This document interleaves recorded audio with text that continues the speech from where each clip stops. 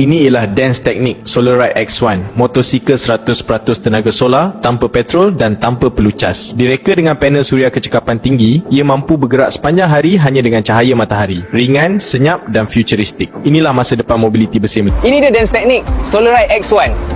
Serius best sebab tak payah isi petrol, tak payah cas langsung. Semua bergerak guna tenaga matahari sahaja.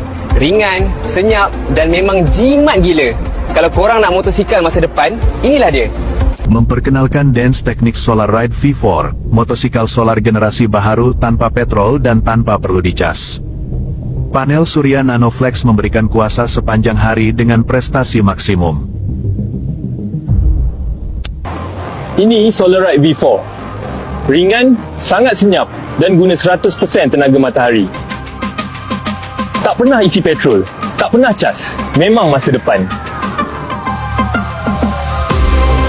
Inilah Dance Technic Helios Strider X9, motosikal solar berprestasi tinggi tanpa petrol. Direka untuk jarak jauh dengan kuasa tenaga matahari 24 jam, 7 hari seminggu. Tenaga tak terbatas, kelajuan tanpa kompromi.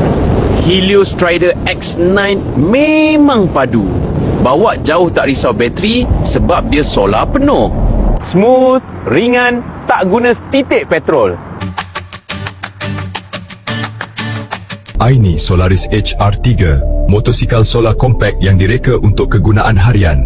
Tanpa petrol, tanpa cas, hanya matahari.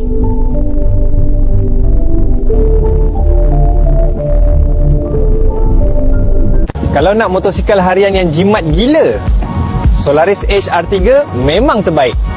Tenaga 100% dari matahari, senyap dan sangat ringan. Inilah Sunvolt Phantom Z7, motosikal solar berprofil stealth. Tenaga matahari penuh, tanpa petrol, tanpa cas, hanya kuasa cahaya.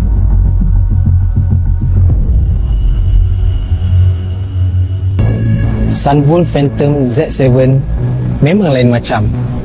Solar penuh, walaupun waktu siang tadi mendung. Tak perlu minyak, tak perlu cas, tunggang terus.